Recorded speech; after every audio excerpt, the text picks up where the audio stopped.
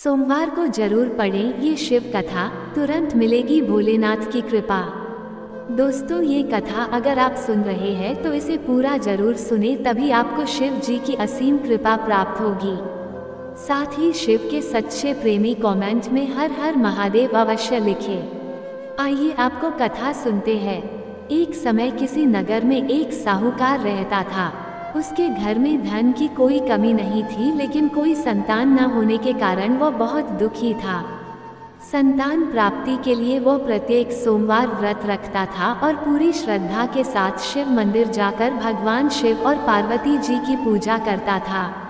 उसकी भक्ति देखकर एक दिन मां पार्वती प्रसन्न हो गई और भगवान शिव से उस साहूकार की मनोकामना पूर्ण करने का आग्रह किया। पार्वती जी की इच्छा सुनकर भगवान शिव ने कहा, हे पार्वती, इस संसार में हर प्राणी को उसके कर्मों का फल मिलता है और जिसके भाग्य में जो हो उसे भोगना ही पड़ता है। लेकिन पार्वती जी ने साहूकार की भक्ति का मान रखने के लिए उसकी मनोकामना पूर्ण करने की इच्छा जताई। माता पार्वती के आग्रह पर शिव जी ने साहूकार को पुत्र प्राप्ति का वरदान तो दिया, लेकिन साथ ही यह भी कहा कि उसके बालक की आयु केवल 12 वर्ष होगी। माता पार्वती और भगवान शिव की बातचीत को साहूकार सुन रहा था। उसे ना तो इस बात की खुशी थी और ना ही दुख। वह पहले की भांति शिव जी की पूजा करता रहा। कुछ समय के बाद साहूकार के घर एक पुत्र का जन्म हुआ। जब वह बालक 11 वर्ष का हुआ तो उसे पढ़ने के लिए काशी भेज दिया गया। साहूकार ने पुत्र के मामा को बुलाकर उसे बहुत सारा धन दिया और कहा कि तुम इस बालक को काशी विद्या प्राप्ति के लिए ले जाओ और मार्ग में यज्ञ कराना। जहाँ भी यज्ञ कराओ वहाँ ब्राह्मणों को भोजन कराते और दक्षिणा देते हुए जाना।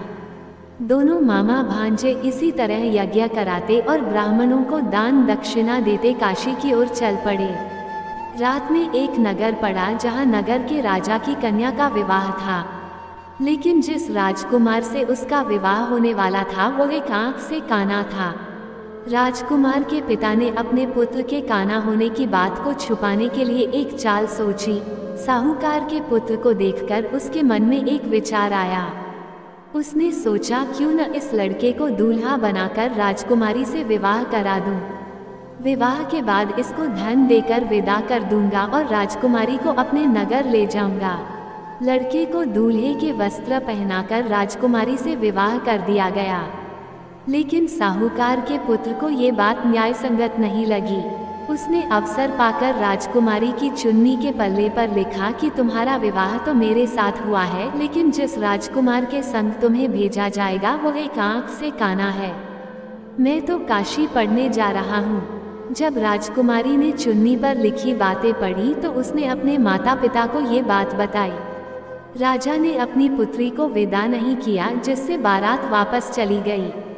दूसरी ओर साहूकार का लड़का और उसका मामा काशी पहुँचे और वहां जाकर उन्होंने यज्ञ किया। जिस दिन लड़के की आयु 12 साल की हुई उसी दिन यज्ञ रखा गया। लड़के ने अपने मामा से कहा कि मेरी तबीयत कुछ ठीक नहीं है। मामा ने कहा कि तुम अंदर जाकर सो जाओ।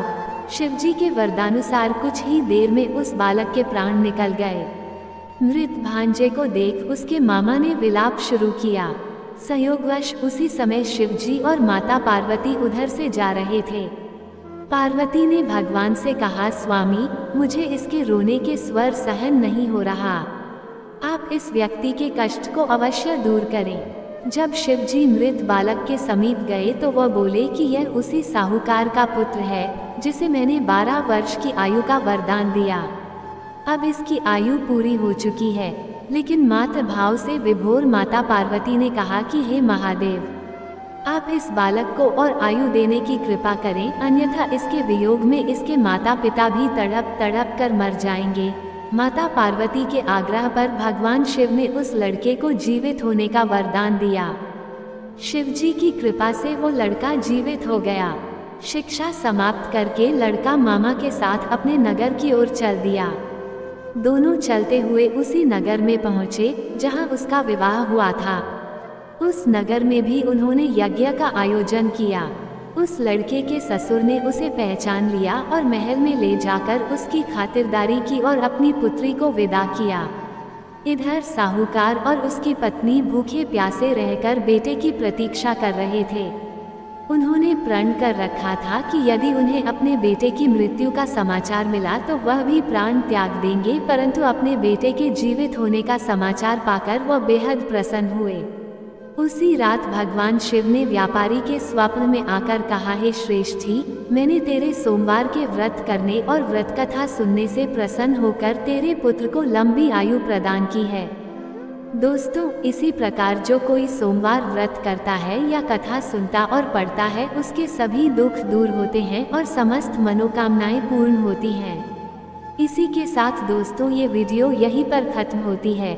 वीडियो पसंद आए हो तो वीडियो को लाइक करें और ऐसी ही वीडियोस के लिए अद्भुत विचार चैनल को सब्सक्राइब अवश्य करें। वीडियो में अंत तक बने रहने के लिए धन्यवाद। हर हर महादेव मित्रों।